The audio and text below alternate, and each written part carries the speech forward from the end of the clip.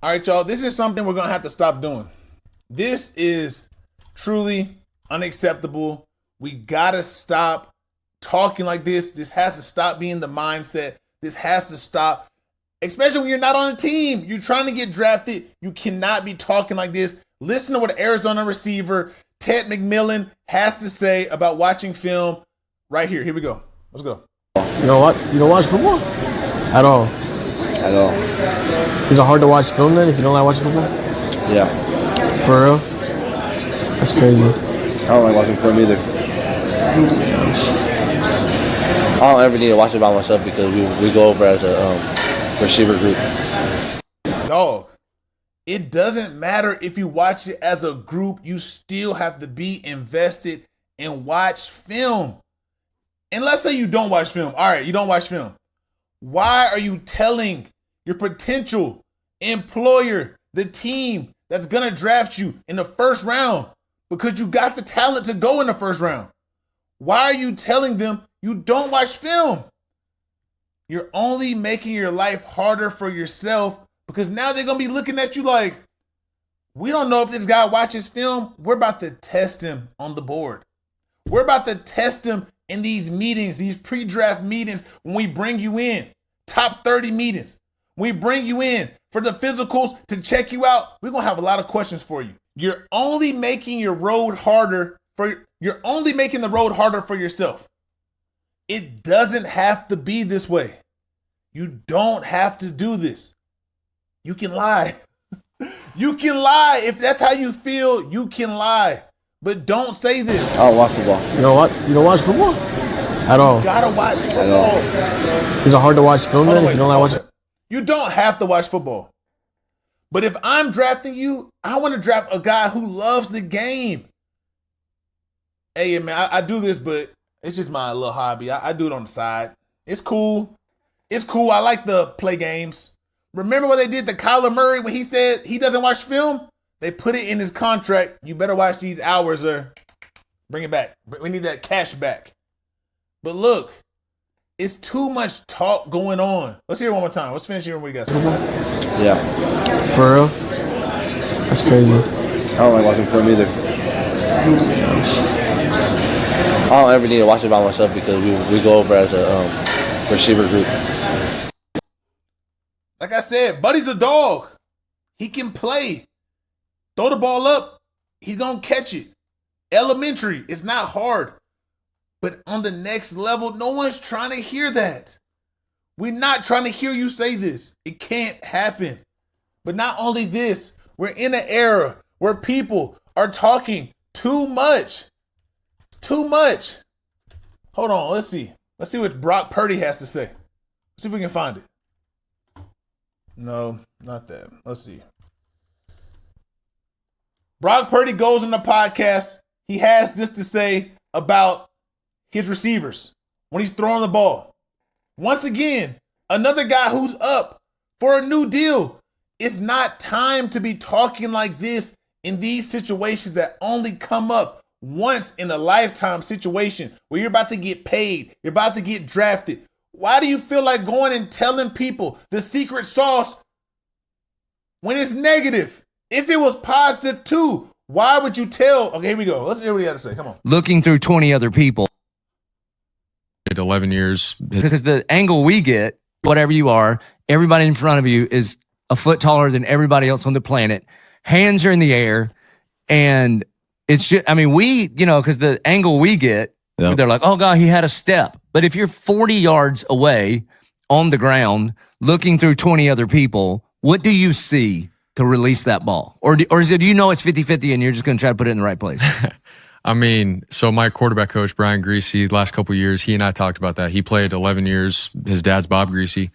But we got talking about how really it's 60-40. You can see about 60% of the time, and the other 40% you really can't. I mean, it doesn't matter how bigger you are.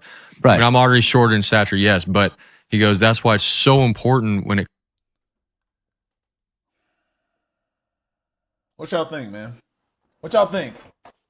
Do you want to hear your quarterback say that? Who's already short, that people already have these complaints about? You're just giving people ammunition.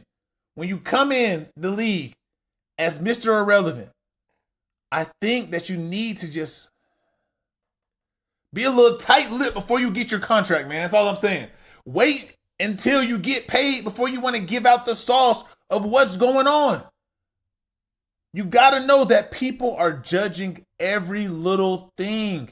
You don't want to give anyone anything that can hurt you when it's time for you to come up in life, ever. Outside of football, inside of football. Don't give them what can hurt you. It comes down to knowing coverages, knowing scheme, where our players are supposed to be, how many steps they're breaking, and where the ball should be over a certain backer.